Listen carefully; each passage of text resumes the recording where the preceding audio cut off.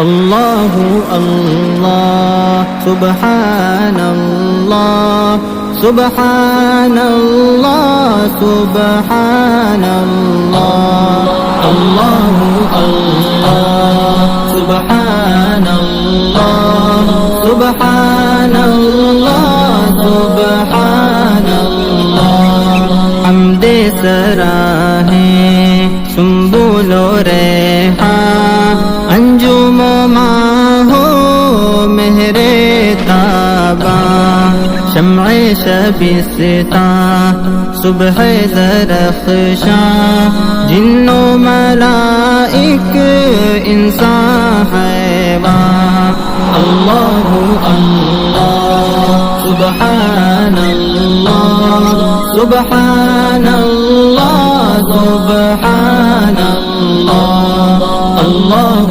اللہ سبحان اللہ سبحان اللہ سبحان اللہ صحن گلستان کی ہریالی پتا پتا ڈالی ڈالی صحن گلستان کی ہریالی پتا پتا ڈالی ڈالی قمری و بلبل گلچی مالی سب کے لبوں پر ذکر جمالی اللہ اللہ سبحان اللہ سبحان اللہ سبحان اللہ اللہ اللہ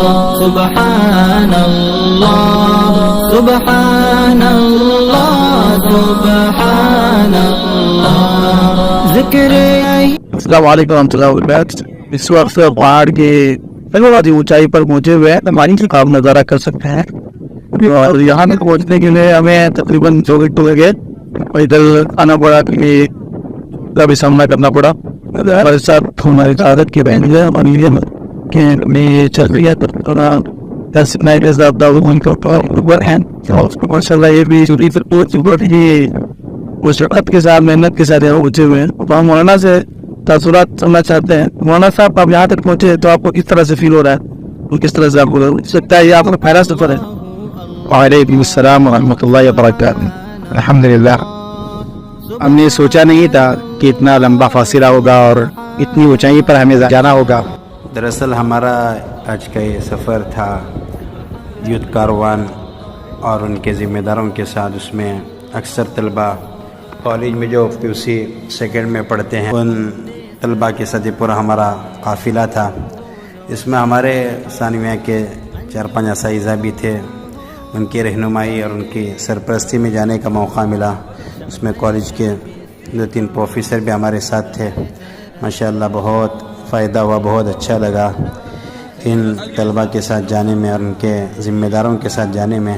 آج 12 ربیع الاول 1446 ہجری اور 16 ستمبر 2024 ہم لوگ صبح نکلے تھے. تقریباً 8 بجے ہمارا قافلہ روانہ ہوا تھا شمس الدین سرکل کے پاس. ساگر روڈ سے سیدھا 43 کلومیٹر ہم لوگوں نے بائک پر سواری کی. تقریباً 40 بائک تھے. پھر 43 کلومیٹر کے بعد ہم لوگ کوگر کراس پہنچے. پھر کوگر کراس کے بعد پہلا دائیں مڑے. پھر وہاں سیدھا 20 کلومیٹر تک ہم نے سواری کی، بائک سواری. پھر 20 کلومیٹر مسافت طے کرنے کے بعد وہاں دوسرا دائیں مڑے اور پھر آف روڈ 2-3 کلومیٹر سفر کے بعد ڈیڈ اینڈ تک پہنچے. وہاں ہم نے گاڑیاں رکھی. برادران وطن کا گھر تھا وہاں. ان کی اجازت سے ہم لوگ پہاڑ پہ چڑھنے لگے. ماشاءاللہ پہاڑ کافی خوبصورت اور وہاں کا جنگل بھی انتہائی خوبصورت تھا، لیکن کافی مشقت ہوئی چڑھنے کے لیے. دیکھو یہ صاحب لوگ دیکھ رہے ہیں ایک کس انداز میں ہم لوگ چڑھ رہے ہیں. کوئی گر رہا ہے، کسی کو خراش آئی ہوئی ہے، کوئی بیٹھا ہوا ہے، کوئی وہیں پہ لنچ کر رہا ہے، اپنے ساتھ کا کھانا کھا رہا ہے، اور کوئی فیصلے کر رہا ہے کہ واپس جانا ہے یا چڑھنا ہے، واپس جانا ہے چڑھنا ہے. ہر 10 منٹ 5 منٹ پر بیٹھتے ہیں یہ لوگ، پھر فیصلہ کرتے ہیں جانا ہے یا نہیں جانا ہے. تو کافی مشکل سے یہ لوگ چڑھ رہے ہیں، ڈنڈا اپنے ساتھ لائے ہوئے ہیں. اس وقت ہم سوچ رہے ہیں کہ کاش ہم لوگ بھی ڈنڈے لاتے، اس سے آسانی ہو رہی ہے. یہاں آپ لوگ دیکھ رہے ہیں لیچس ہیں، یہ اللہ تعالیٰ کی عجیب مخلوق ہے، ہمارا خون پیتے ہیں. کسی کہنے والے نے اچھی بات کہی بھی، اسی سفر میں کوئی کہہ رہا تھا کہ ایسا کیڑا ہے یہ اوریجنل ہجامہ، یعنی انسانوں کا فاسد خون پیتا ہے. بعض کیڑے تو اچھے موٹے تگڑے بن گئے ہم لوگوں کا خون پی کر. اس وقت کافی دوڑ دھوپ کر کے یہاں پر پہنچے ہوئے ہیں، مسلسل سفر پر ہیں. اس وقت ان کو صرف ظہرانی کی خواہش لگ رہی ہے. ماشاءاللہ پورے نظم و نسق کے ساتھ اپنے اپنے توشے کے ساتھ بیٹھے ہوئے ہیں. ماشاءاللہ قافلے نے پہلے سے کھانے کا انتظام کر لیا، اس میں ہمارے لیے بھی سہولت ہوئی. جزاکم اللہ خیرہ. ماشاءاللہ عجیب منظر ہے پہاڑ کی چوٹی. یہ پورے ساحلی کرناٹکا کی دوسرے نمبر پر سب سے اونچی چوٹی ہے. ماشاءاللہ ہریالی اور اس کی سرسبزی شادابی، ٹھنڈی ٹھنڈی ہواؤں کی جھونکوں، یہ تو اس چوٹی کو 4 چاند لگا دیے ہیں. ماشاءاللہ الحمدللہ. صنع اللہ الذی اتقن کل شیء. یقیناً یہ سب اللہ کی نشانیاں ہیں. وتصریف الریاح والسحاب المسخر بین السماء والارض لآیات لقوم یعقلون. یہ ہواؤں کا بدلنا اس میں عقل مندوں کے لیے نشانی ہے. تو اللہ نے اپنے نبی صلی اللہ علیہ وسلم کو بھی حکم دیا کہ فذکر، یعنی اللہ کی کائنات بتا بتا کر لوگوں کو سمجھائیے، لوگوں کو بتائیے. ماشاءاللہ اللہ نے عجیب قدرت سے ان کو پیدا کیا. اللہ کے عجائبات ہیں. دور دور تک ماشاءاللہ ایسی چوٹی نظر ہے. اس وقت لگ رہا ہے کہ یہ چوٹیاں آسمان سے باتیں کر رہی ہیں. آپ لوگ دیکھ رہے ہیں اور آسمان کو چھو رہی ہے. آپ لوگ یہ ویڈیو دیکھ کر سوچیں گے کہ ہم کو یہاں مکانات بنانا ہے، ہم کو بھی یہاں جانا ہے. دیکھو اس کے لیے پہلے تو ایک بات یاد رکھیں، یہاں کوئی فلائٹ وغیرہ کا نظام نہیں ہے. یہاں ایمرجنسی کوئی کام نہیں ہو پاتا. اگر بھوک بھی لگے گی تو پہلے اپنے ساتھ جو لنچ لائے ہیں تو ختم ہو گیا. ابھی اگر ہمیں مزید وقت گزارنا ہے تو ہمیں نیچے جانا، نیچے اترنے کے لیے 1 گھنٹہ لگے گا. پھر وہاں سے ہوٹل کافی دور ہے. تو اس جنت نما مقام میں ہمیں رہنے کا سوچنا نہیں ہے، ہم کو تو اپنی اصلی جنت کی فکر کرنی ہے. کائنات پر غور کر کے، اللہ کے عجائبات اور قدرت کی چیزوں پر غور کر کے. تو عقل مندی یہی ہے کہ ہم لوگ اللہ کی قدرت پر غور کریں، کائنات پر غور کریں، اللہ کو پہچانیں. اللہ نے ہمیں قرآن میں ہی دعوت دی ہے. سنریہم آیاتنا فی الآفاق وفی انفسہم. اپنے اندر بھی نشانیاں ہم دکھائیں گے، خود انسانوں کے اندر اور پھر آفاق کے اندر. یہ زمین پر غور کرو، آسمان پر غور کرو، پہاڑوں پر غور کرو. ہمیں غور کر کے اللہ کو سوچنا ہے. ماشاءاللہ اس وقت ہم نے اپنے آنکھوں سے اللہ کے عجائبات، اللہ کی قدرتیں دیکھی. آپ لوگ بھی دیکھ سکتے ہیں ماشاءاللہ. تو واقعی میں اللہ کتنا بڑا ہوگا، اللہ کی طاقت کتنی بڑی ہوگی، جنت کیسی عالیشان ہوگی. اس جنت میں ہمیشہ رہنے کے لیے ہمیں اللہ کو ماننا ہے اور اللہ کی باتوں کو ماننا ہے. ہم نے ماشاءاللہ ساتھیوں میں عجیب صفات دیکھے. کسی ہمارے ساتھی کے اندر ہم نے گانے کا مزاج نہیں دیکھا. ماشاءاللہ بڑی بات، اللہ کا فضل ہے. ماشاءاللہ یہ کاروان دعوت و تبلیغ سے بھی جڑے ہوئے ہیں. ان میں سے بعض احباب اور اپنے علماء کے ساتھ مسلسل ربط میں رہتے ہیں. اور ہمارے بھڑکل میں ایک ماحول ہے، فجر بعد درس قرآن کا سلسلہ. تو ان تمام دینی مجالس کا فائدہ اس وقت ہم لوگ دیکھ رہے ہیں. ایک تو ان کی دینیات کے اساتذہ اور دعوت و تبلیغ کی محنت. شاید اس کاروان دعوت تبلیغ میں اور اپنے اساتذہ سے اور درس قرآن میں سنا ہوگا، اللہ کے نبی صلی اللہ علیہ وسلم نے فرمایا اس امت پر 3 قسم کا عذاب آئے گا: خسف، مسخ اور قذف.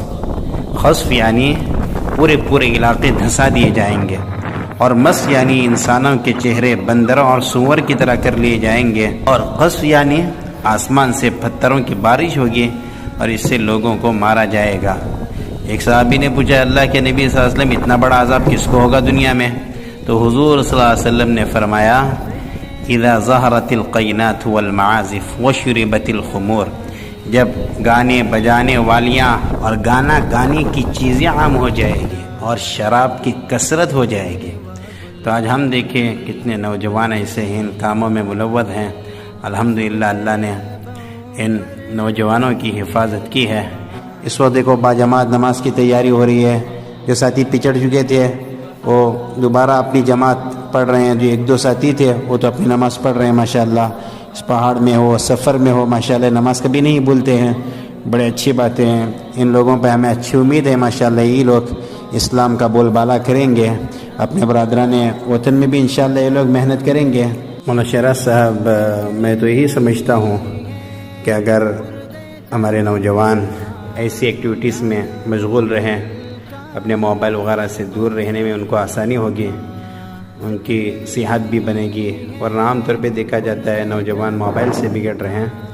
اگر وہ گھومنا, اچھی اچھی جگہوں پر جانا, پھر اپنے اثر کھیلنا, فٹ بال, والی بال, کبڈی وغیرہ جو صحت کے کھیل ہیں, اگر ایسے گیمز میں مشغول ہو جائیں گے اور اپنی ذہنی ایکٹیویٹیز کو بڑھانے کی کوشش کریں گے تو دنیا میں اس وقت ایک بڑی تعداد نوجوانوں کی بگڑ رہی ہے اور آسانی سے گناہوں سے بچ سکتی ہے. ہم اللہ سے یہ دعا کرتے ہیں اللہ تعالیٰ ہمارے ان کارواں کو نظر بد سے محفوظ رکھے اور ہماری بھی اور ہمارے نسلوں کی بھی ان گندی چیزوں سے حفاظت فرمائے. مرغے چمن کا, لال و گل کا, سر و سمن کا, ذکر یہی ہے. مرغے چمن کا, لال و گل کا, سر و سمن کا, نیل و فرات اور گنگ و جمن کا.